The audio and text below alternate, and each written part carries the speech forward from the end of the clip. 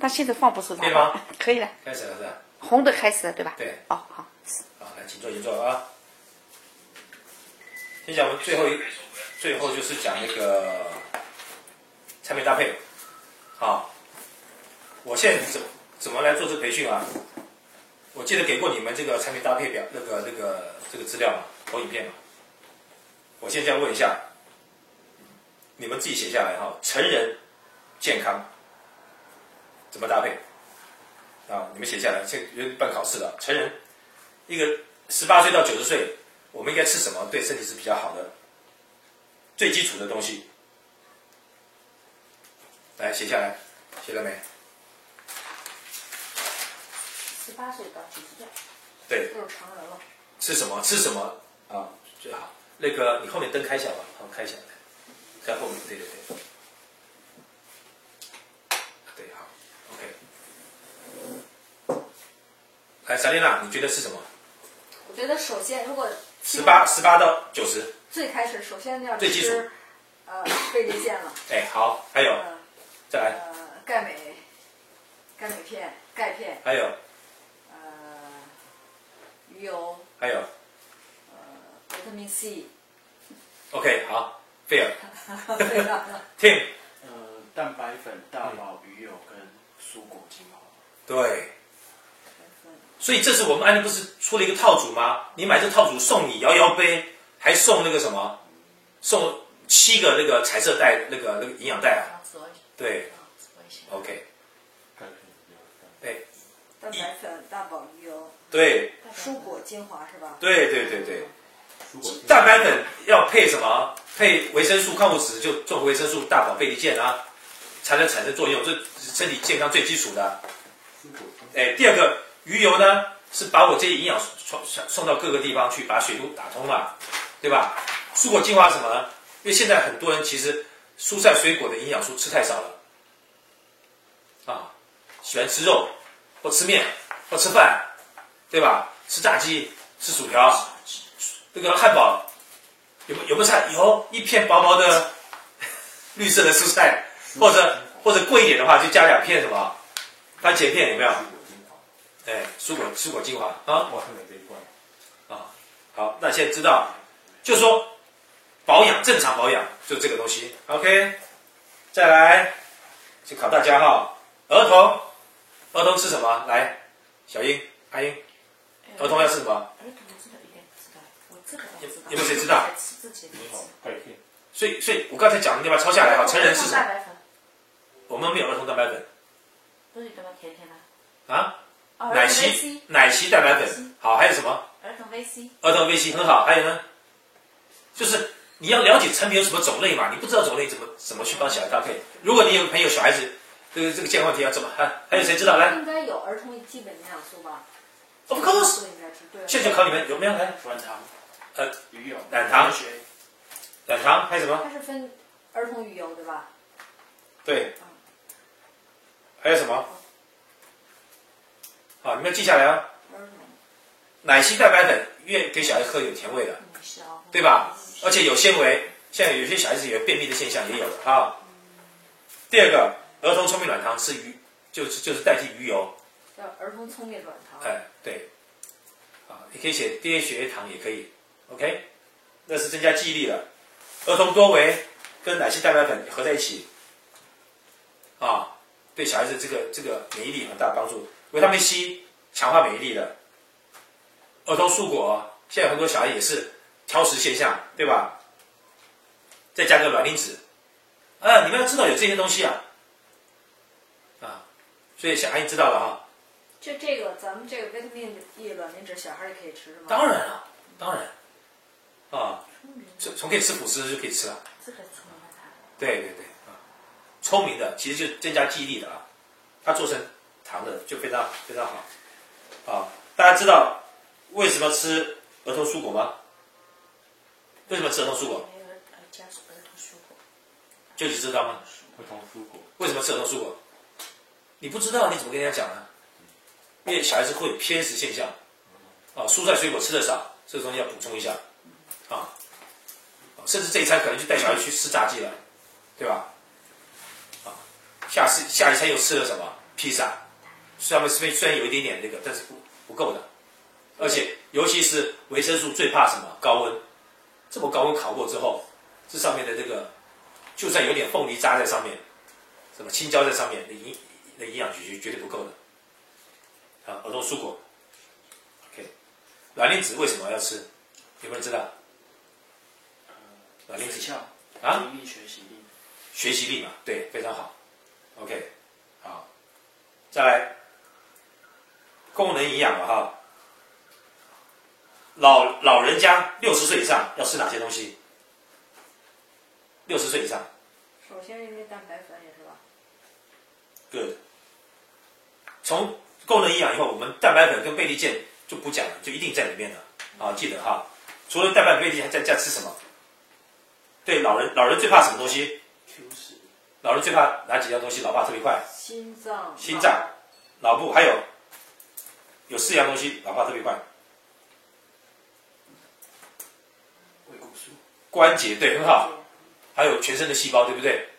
细胞跟器官有关系嘛？心脏吃什么？ Q10。啊，脑部吃什么？隐性人参。隐性人参。啊，隐性人参。啊，60岁以上还没老人痴呆嘛？啊，所以这个隐性人参优先啊。关节。谷维素。维骨素。维骨素。啊，细胞抗老化。OPC。对，很好。所以知道60岁以上的，他的老龄是修复老化的慢点，这个很重要，对吧？好，功能营养啊，减肥瘦身啊，减肥瘦身啊，我们是一个月瘦8斤，就等于4公斤。我们的目标不是1个礼拜瘦8斤，我们要慢慢的把自己体质调整好，让自己的这个什么啊，这个重量慢慢减轻，不是一下绝对是对身体不好的。啊，3个重点，一个是减脂减重，对不对？啊，第二个是曲线要明显，对吧？你瘦了，还是没有曲线，还是一个大肚子，是瘦了没错，有没有可能？有啊。啊，还有我们需要基因的协助，啊，所以第一个我们要买一套基因减肥的套组，里面有基因的检测，基因减肥套组，它告诉你是吃饭吃面容易变胖，还是吃肉类容易变胖，还是吃2个都容易变胖。基因检测吗？哎，有这东西。自我检测。不是，它有一个棒在嘴巴这抹一抹之后，放在盒子寄给公司，公司就会检测完告诉你你是什么问题，哪边要记得。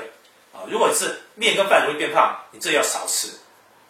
你别说，我都没吃肥肉啊，我都没吃什么。你吃肥肉本来就不会变胖，就是你吃这个面早上一大碗面有没有？哎，没事吃一大碗稀饭，哇，早上配这个咸鸭蛋什么东西，你就等着变胖了。啊，好，还有什么东西可以帮助减肥的东西呢？瘦身呢？第一个，有没有知道？我们减肥套组有3样，哪3样？肉素，还有呢？共和亚麻卡路。对，很好，共和亚麻酸。卡路里 block。对，它应该不是，它英文不叫卡路里，它叫做那个碳水化合物，叫什么？怎么念？碳水化合物 ，carbon block。对，但 carbon block 就是碳水化合物能控制住，卡路里自然就进不来。你讲那个碳水化合物太长了，而且人家不一定能懂。卡路里很多人就知道了，哦，原来如此，对吧？好，还有2样东西，一个是维他命 E， 专门代谢脂肪。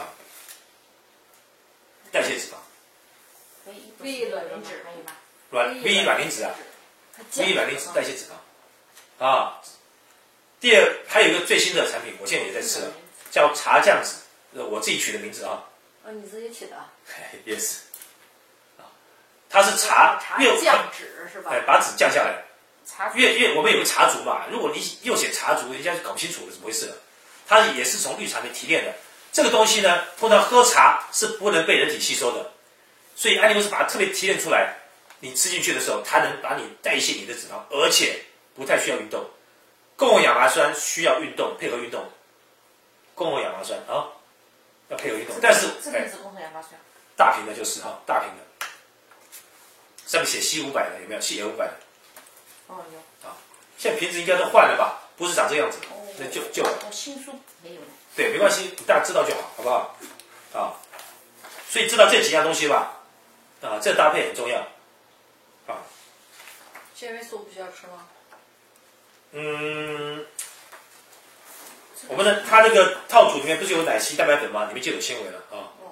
当然，你有钱可以再多吃什么纤维啦，什么东西的，对吧？这个茶酱脂，还有什么维他命 B 啊，也可以吃啊。茶酱脂就是你原来说的那个，那个什么什么，哪一个？对，茶酱脂是新的产品吗？对，新产品。哦，我这次去。你跟我说那可以减肚子的吗？对，专门减肚子，减大屁股，而且它比较不太需要运动，就可以达到效果。茶酱脂，老师起的名，新出的产品。对，因为安利公司的这重目录就印到这一期就没有了，因为欧的人太少了。下来。对，它可能变成网络的这个中文了，它这印刷的可能，他们现在这下一期可能没有，目前没有。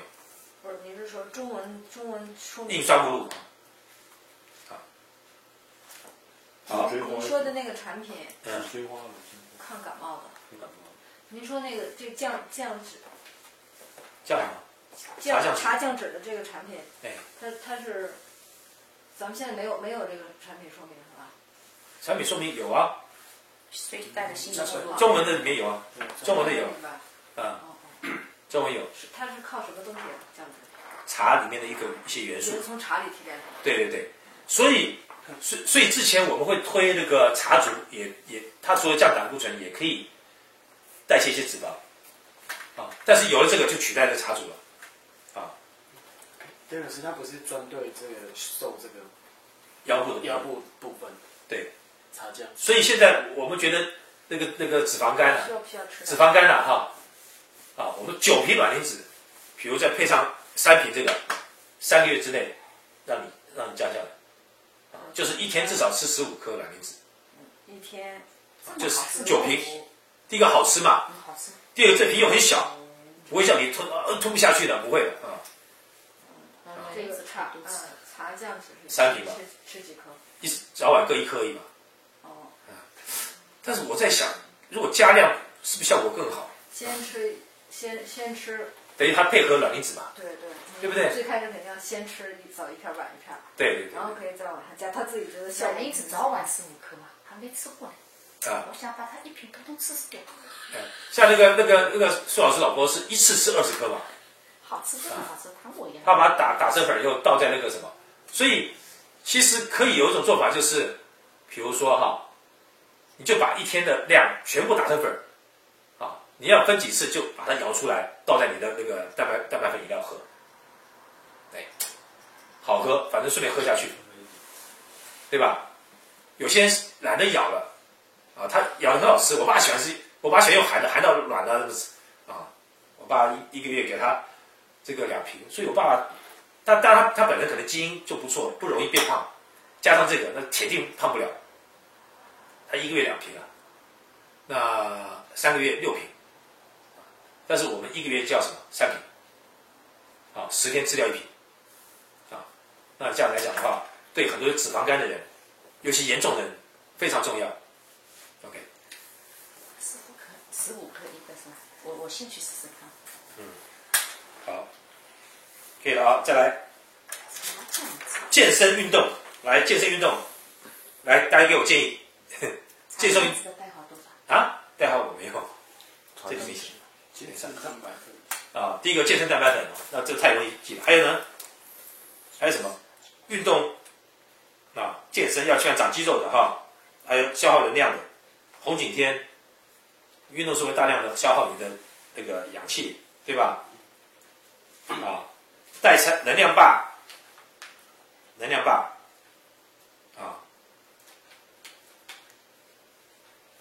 喝什么呢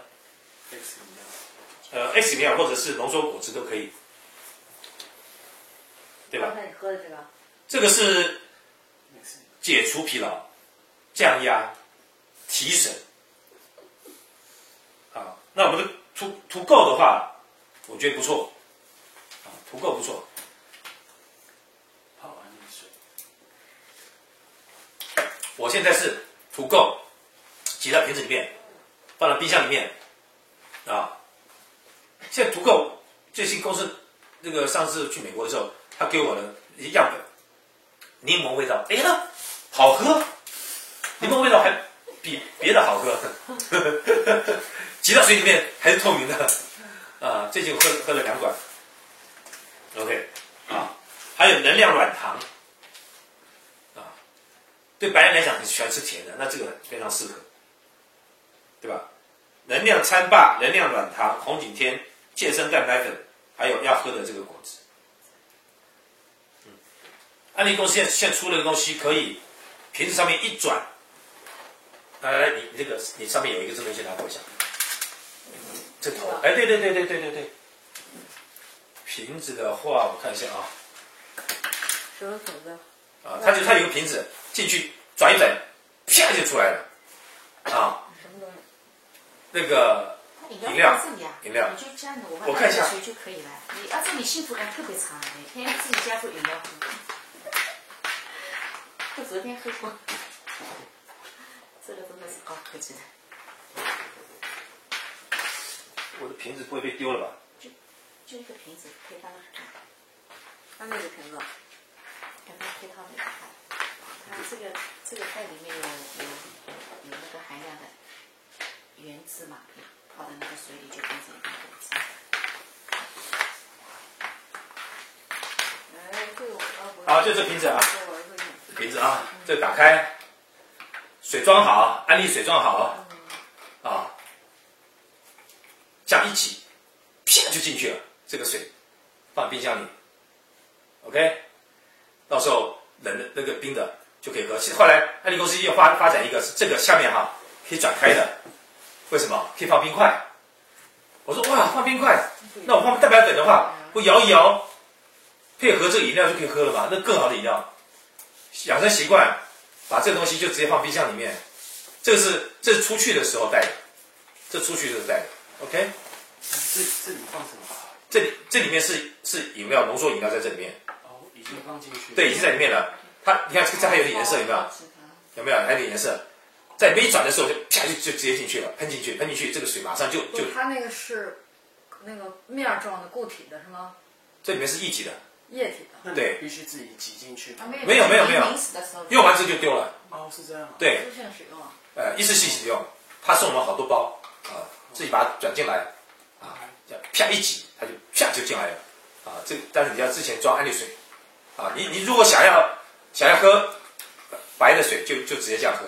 那如果想要有点甜味啊，外国人喜欢喝点甜味的，那就挤进去这样子啊。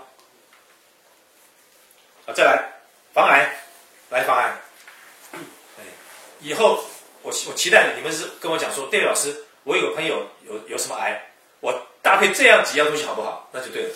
不是戴老师，你给我个配方啊，你们开始要练习配方啊。来，防癌呢几件事情：癌细胞调整酸碱、抗氧、抗毒杀菌、防止扩散，这四个动作。好，哪几样东西你们说看看？葡萄籽的抗氧化。抗氧化，对，很好，抗氧专家。VC 是干嘛的？解血毒，解化学毒素，很好。还有杀菌，抗毒杀菌的大蒜啊，抗毒维他命 C， 杀菌是大蒜精华 ，OK。还有呢？红景天是做什么用？提高免疫力，补充氧气，那个细胞里的氧是吧？对，当你的身体充满氧气的时候，癌细胞就不容易长大。你懂意思吗？癌细胞喜欢在厌氧的情况下，就是有些人喜欢生气嘛，忧郁嘛，有没有？那什么情况会好一点？深呼吸口会好一点，就是氧气稍微有一点就好一点。啊，所以很乐观的人，你们有这种经验吗？有些这个人得癌症以后，算了，什么都不管了，去旅游一阵回来以后好了，有没有？真的假的？这有这个故事，但不是代表如果我们得了，我也去旅游一定会好，只不过是看他的会提高那个自愈的几率吗？对，第一个不浪费你的什么，因为太忧郁、太压力大，你会有些人癌症是被吓死的，太恐怖了，每天忧郁啊，完了我一定会死了，我一定会死了，啊，你营养就已经不足了，对吧？免疫力就很差了，再这样更糟糕，啊，好，还有两样东西，来，还有两样东西，除了基础营养蛋白粉跟大宝贝利健哈，还有两样东西，贝塔胡萝卜素，啊，贝塔胡萝卜素你一定要记得，它有很重要的这个关键的这个用处是什么？有没有知道？这胡萝卜素是啥？诱发坏死细胞到好细胞。对，我们把它这样讲，不是坏死，就是我们诱导变异细胞变异了细胞转成良性的，啊，这个比较简单的讲，把变异细胞转成良性的，它有这个特色。还有一样东西，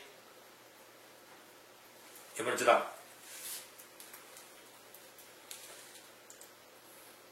紫锥花，啊，紫锥花，哎，你们将来人家问你们啊，你如果说等等，我打个电话再来告诉你，那就不够专业了，对吧？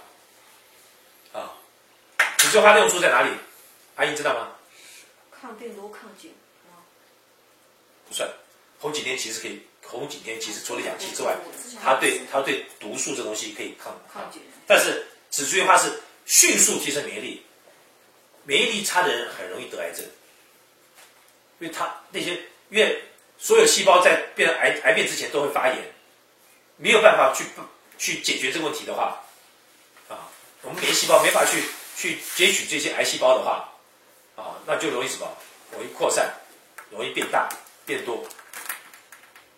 好，这几样东西有没有不明白的地方？能不能插一句话？就问你那个，就我弟妹她父亲那事儿哈。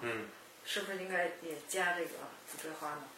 我前天打电话问过你嘛，我当时因为他着急，我就赶快噼里啪啦给他说了几样，定了几样，咱们就直接不定上了吗？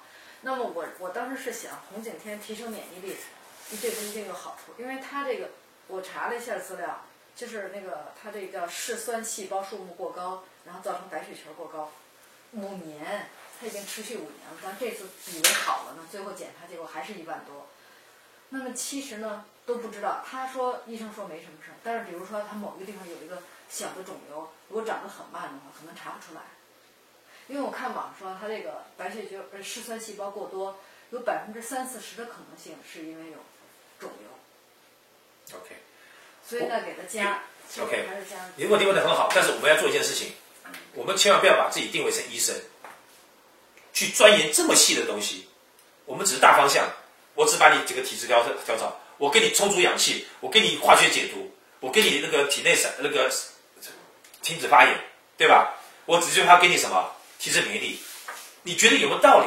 提升免疫力是不是对这个防止癌细胞有很大的帮助？有就吃，是这个意思，而不是说我跟你讲啊，你是因为什么？你刚才讲的那些东西，我要给你加这个，那你变医生了，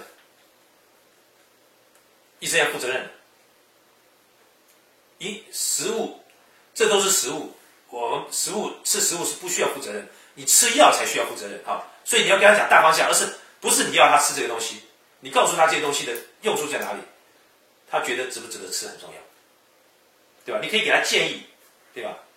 啊，尤其是癌症的东西啊，我们都不能完全保证的哈。那还有很多东西对癌症有帮助？当然有很多啦，还有很多的啦。但是这个是最起码必须要的东西。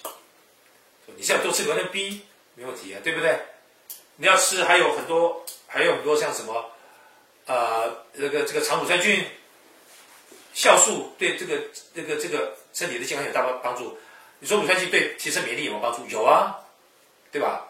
啊，但是这几个是最急迫需要的东西啊，是我认为的。你认为你就来试看看。你觉得这种东西对不对？啊，当然吃的量也很需要。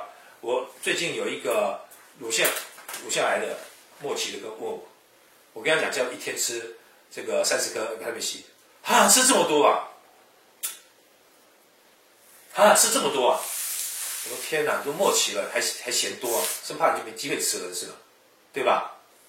啊，那在中国吃，你知道中国吃多少克吗？你猜猜看，中国100克一天呢？我们的含量高。对对，所以我们才吃30克，国内他们250要吃100克，他们不知道有北美的575毫克的，他们就是以他们的要一天吃100克，啊，我在这个国内碰到这个钻石，他就专门帮人家调理的，也是默契好了，人家以为他是神医哦，他其实跟我讲说，其实没什么了不起，你就把料加足了，它就起作用了，啊，就是这个道理。好，再来啊，好，我尽快好不好？要把皮肤年轻化，什么东西？年轻化？胶原蛋白。为什么？为什么？皮肤年轻啊？为什么？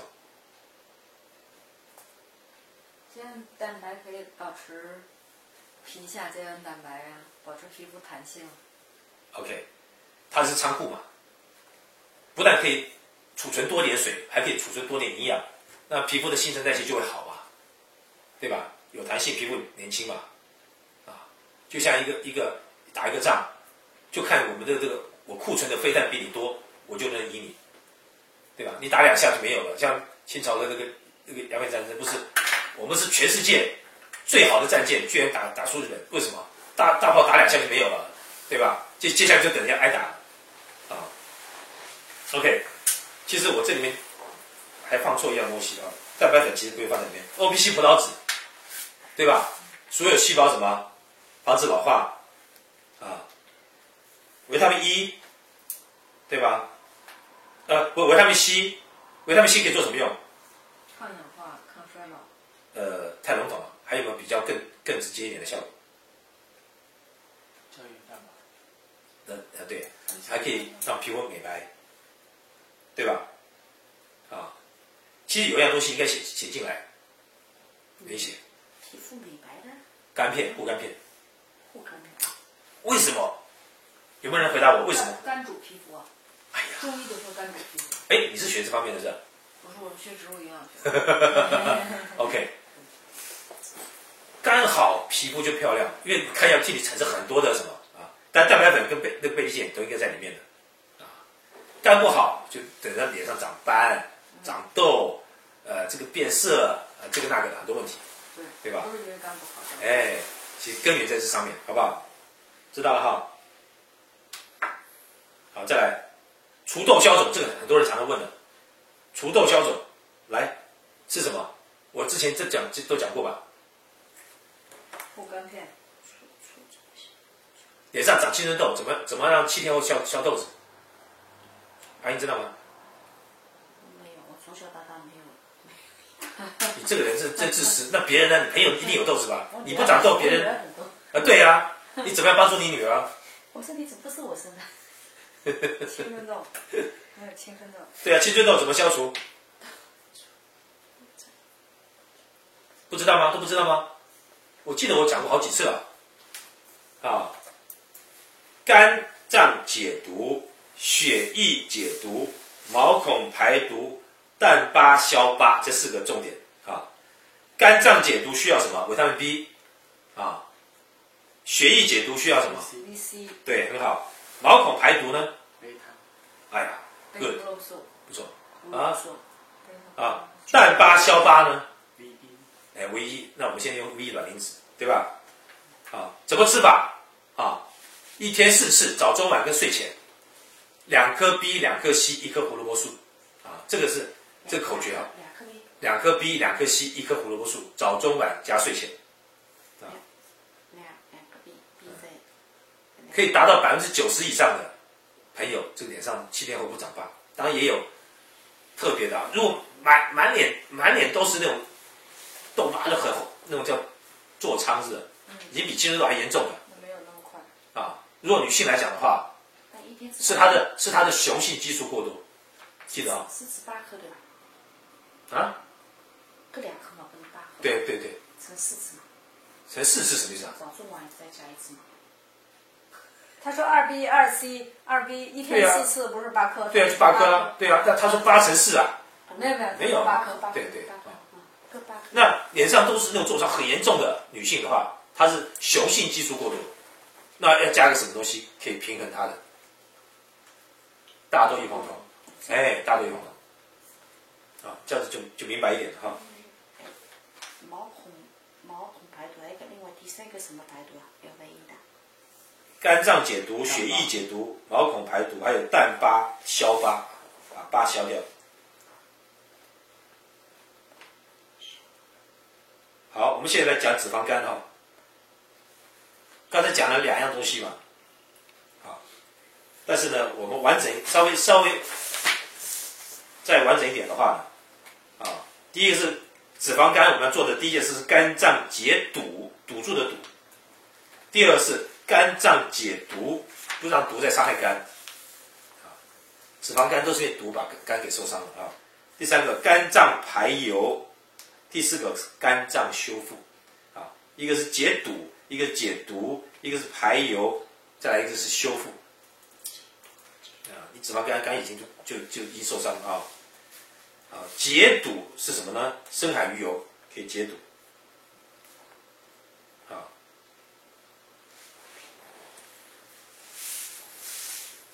肝脏解毒，维他命 C。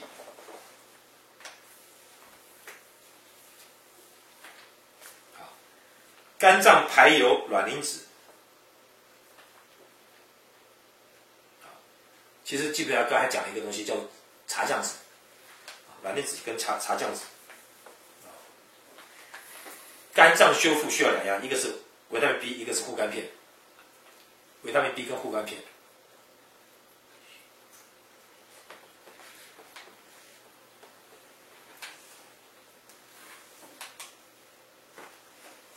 啊，这对脂肪肝来讲，就是不只是代谢肝的脂肪，还把肝稍微修复一下，很重要。那我们为什么说上次讲说9瓶卵磷脂加这个呢？对很多新人啊，怕麻烦人、怕吃多的人，就这2个吧。那学安利的人，能了解安利产品好的人，对健康更重视的人，愿意学习的人，就吃这些多一点，懂我意思吧？啊，你不要每个人都照这样讲，对他们来讲，有些人就承受不了。而且有些人嫌麻烦，他就是一样一样给他加，尤其是男人，一样一样给他加，先最重要的2样，那感觉不错啊。他来学习的时候，对吧？他说哦，其实原来这个东西对整个脂肪肝的这个帮助还有这方面的，对吧？啊，那很好啊。因为我老公都是拿它当实验品啊，先 VC， 再加 VE， 嚼嚼觉得不错，然后再加 B， 再加那个对，贝塔胡萝卜素。这是聪明的老婆。好，想要老公一辈子陪着你，你就必须让他活着久，比你久才行，对吧？早知道很幸福。还得掌握这度，不能让它太好，好的不得了也不行，一点点的好一点，对，太好了不行，他跑出去了。好一点，好一点。好，更年期，来更年期有没有人知道的？大豆异黄酮。啊，这个很好。还有呢？女性更年期是吧？更年期。蛋白粉大宝。这个是一定的。好，我们现在刚刚在更年期。对。大豆异黄酮配合大宝、贝利健哈，还有就是蛋白粉啊，很好。这个女性荷尔蒙就会再度出来。不老了是吧？啊，钙为什么要钙？补钙。为什么补钙？流失钙块。对。钙吸收变少。不是流失钙块，是钙吸收减弱。它是2种，就本身女性到更年期这时候啊，那个就一定会缺钙的，就它因为经历了长期的经期嘛，会流失很多钙，还有就持续很低的情况下，钙吸收率变低。对，没错啊，钙。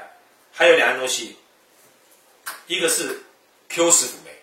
辅酶 Q10，对，为什么？你说你有感觉更年期的现象吗？我一点都没有。那你不吃那正常。啊，好，我想请问一下，更年期的前面的症状是什么？初期症状？头晕、出汗、躁动、睡不好。有些是中期。第一个心悸、心慌、心跳加速、脸潮红，这是初期。盗汗，盗汗，这都跟什么？都跟什么关系？荷尔蒙降低有关不，系。都跟心脏有关系。现在你的心脏是被破坏了，所以 Q10是不是要补上去？哦，那我在这里。对吧？就当你觉得心悸，最近常常有心悸现象，心慌，对吧？心跳就是加速了，缺钙容易造成心跳加速，这个时候，那有时候脸潮红，说你哎呀，肤色真好啊，脸都红红的，晚上一觉起来，哎呦，这个都是个汗盗汗，忽冷忽热，这都跟血液循环有这个心脏关系，对吧？Q10，心脏被破坏，当然要修复心脏了，对吧？再来，维他命 B， 为什么？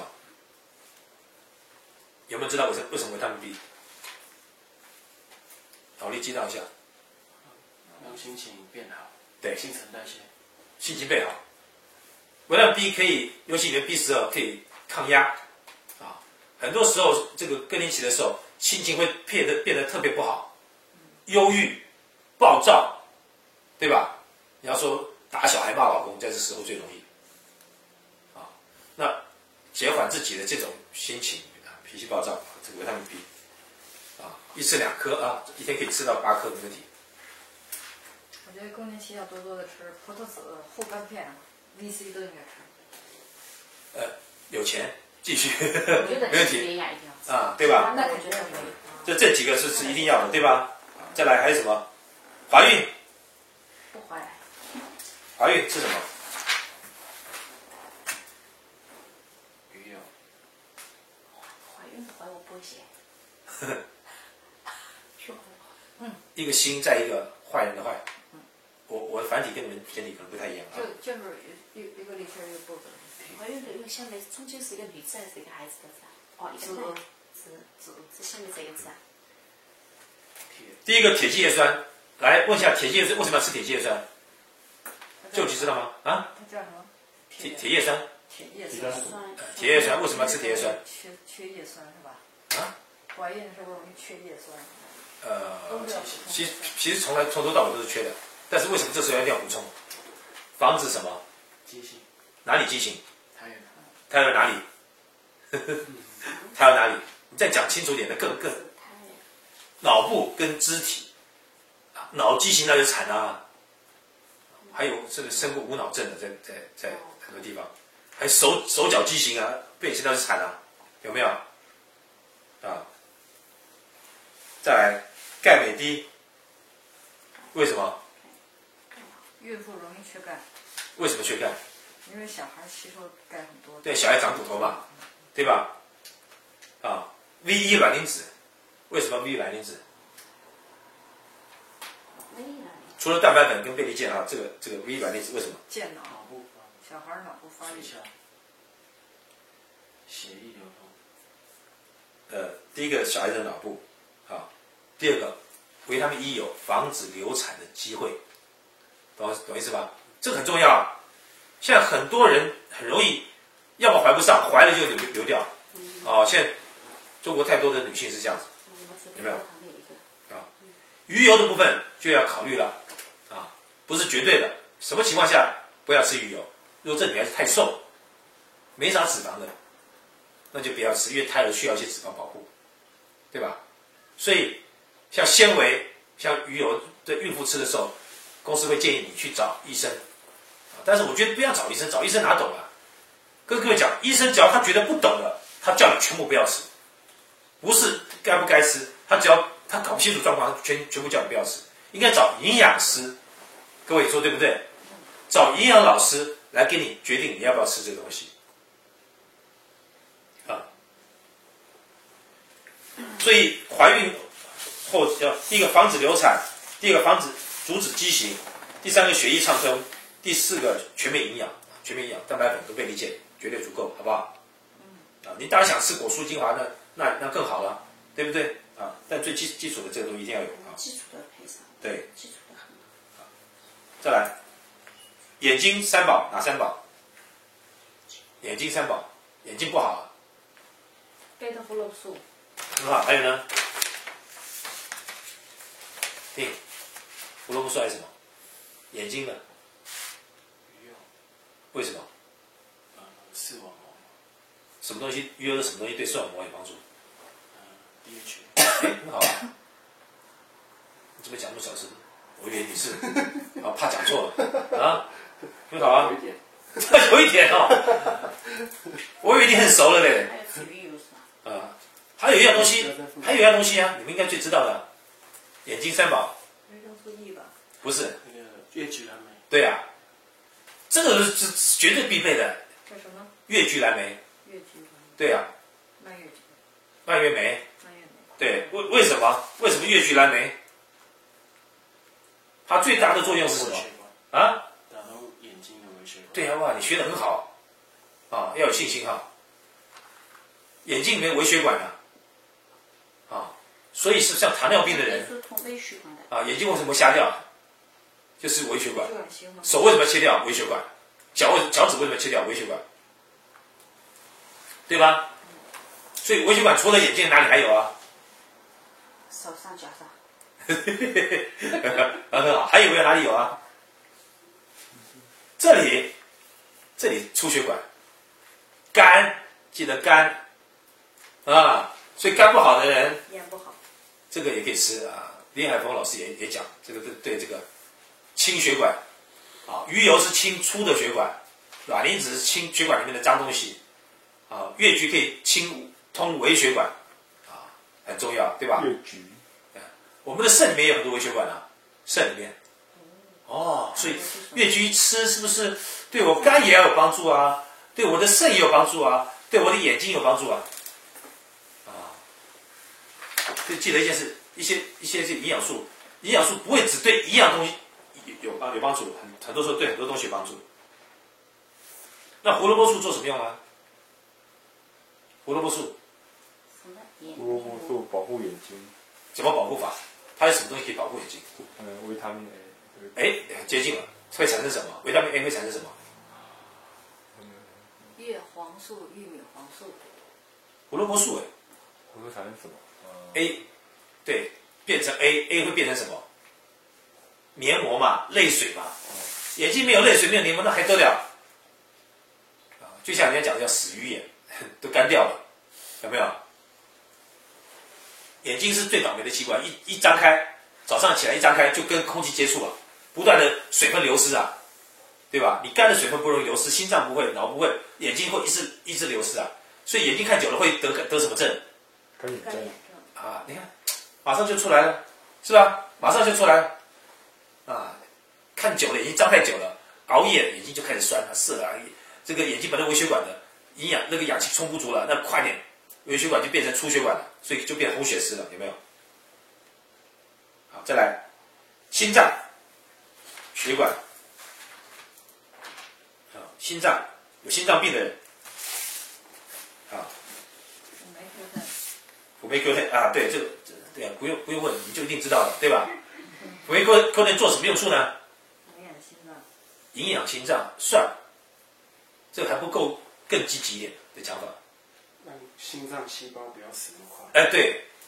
对，营养不营养无所谓，但是别死掉就好，对吧？很多人是这样子，就是半死不活没关系，但是要死那我就马上这个就重视了，心脏细胞少点死亡少点死亡还有什么对心脏有帮助的鱼油 ，OK， 鱼油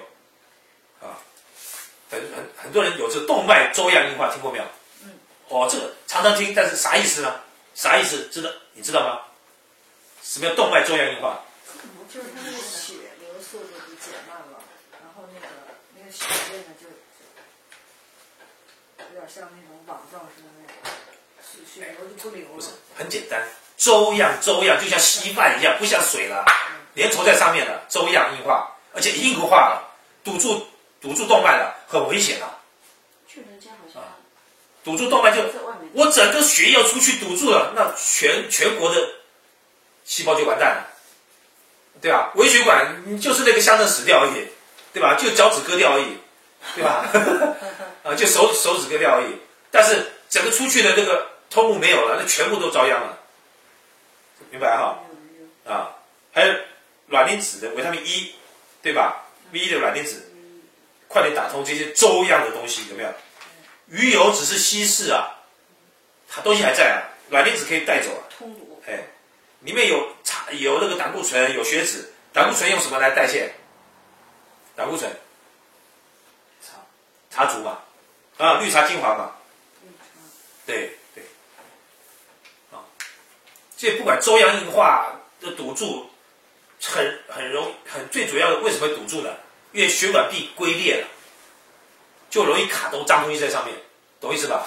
如果血管壁很润滑的话，这些脂肪不容易堆积在上面的，那因为龟裂了就开始堆积了。什么东西可以防止这个血管不龟裂？什么东西防止它氧化，血管氧化？葡萄籽儿。对对，啊，所以心脏这几样东西 ，Q10、鱼油、V1 卵磷脂、茶竹加上 OPC 葡萄籽，啊，防止血管壁龟裂，裂了就容易堆积越堆越多，要么掉下来就血栓，要么就堵住血管，啊，这样明白了哈？OK， 再来消化系统，我们的肠胃什么东西可以帮忙？菌。啊，胃靠什么？健胃护胃靠什么？有没有知道？很简单，胃壁。酸碱。胃酵素。其实酵素不是针对胃，只针对胃的，但是我把它写出来让大家能区隔。很多肠不好吃胃酵素，吃酵素不对的。胃不好，消化不良吃胃酵素。肠不好吃什么？乳酸菌，对，很好。啊，清肠的毒素需要靠什么？清肠胃，胃跟肠的这些扫把是靠什么？纤维。对，加一个字，还少一个字。素。不对，纤维包。纤维包。哎，那这个是包，不是粒啊。中国是粒，我们是包，所以一定要讲纤维包，明白吗？啊，还有胃黏膜、肠黏膜需要什么？胃的黏膜、肠黏膜需要什么？很好记。胡萝卜素。哎呀，被你猜到了，我帮你对吧？所以难不难呢？一点都不难吧？是吧？胡萝卜素嘛，对吧？啊，先保护它们，再来怎么样？清洁它们，最后给它们增加什么？啊，就像那个铁壳船，你多漆点油漆，那个铁壳就不会被生锈了。啊，我们多点黏膜，我们的那个胃壁、肠壁就不会被侵蚀了，对吧？当然，修复胃肠最重要的一个基础原料是什么？修复胃肠最基础原料很简单啊，蛋白粉啊。蛋白粉。啊，所以基础营养啊，加上这些东西。基础营养一定要吃。对对对，啊。大宝。有人说颗粒东西我胃不舒服，吞下去不舒服怎么办？哎，对吧？哎，就这么简单。化成水。啊，我是去那个，我去公司旅游的时候，我们在美国的上线，他就拿了一瓶这个东西啊，里面就放了维他命 C 啊，什么钙片啊，啊，一面喝一面就让它溶解，一面喝一面溶解。他说他吞不太舒服，他就这招，哎呀，我说太好了。他说你可以把它磨成粉，因为他说钙片啊是没啥味道的，你可以把它磨成粉放在里面。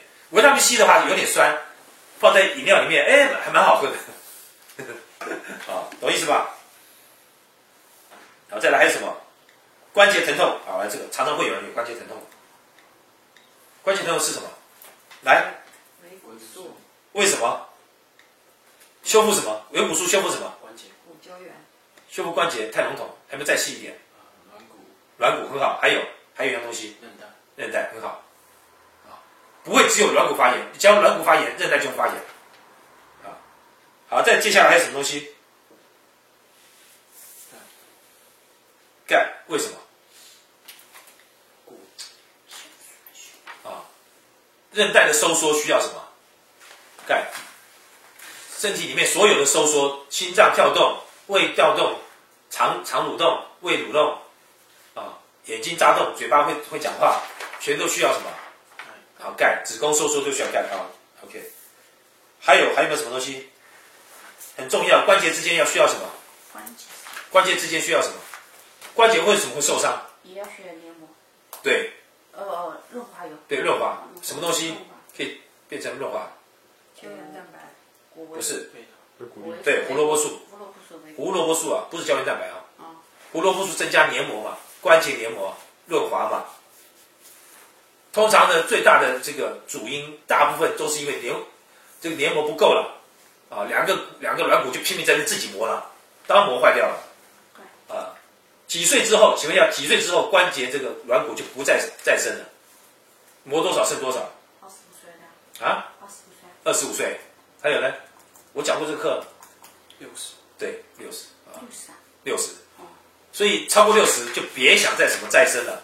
所以60岁之前快点，维骨素如果本身关节不好，快点把它吃，把那骨头吃得饱饱满满的软骨啊。当软骨的这个最基础原料是什么？软骨最基础原料是什么？蛋白质就对了。反正听到最基础原料都是什么？蛋白质。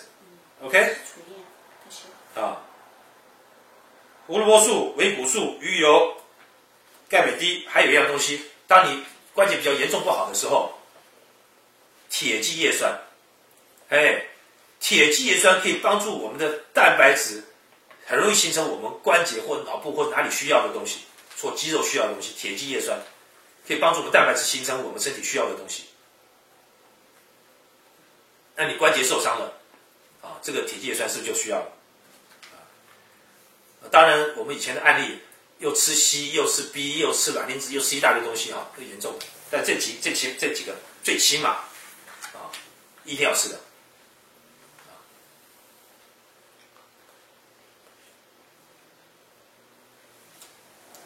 好，大家抄的怎么样？有没有问题？我们当然还有很多的一些健康，我们这个你们就今天培训到这边就可以了，大概就这么一些。啊，就是你要懂得为什么用这些东西，跟朋友讲明白一点。光是说修复，为什么能修复啊？如果能讲，也不用讲太细，把这所有的医学专业名词讲出来了，啊，那听了他们不飒飒，就是听了这满脑听不懂啊，那没用，好吧？好，我总算想出来了，酵素的酵是一个西字旁，一个孝字的孝。孝顺的孝。好的，好不出来。好，麻烦你关一下。啊，还有什么？大家还有什么问题没有？对啊，是钙，关节要吃钙，钙是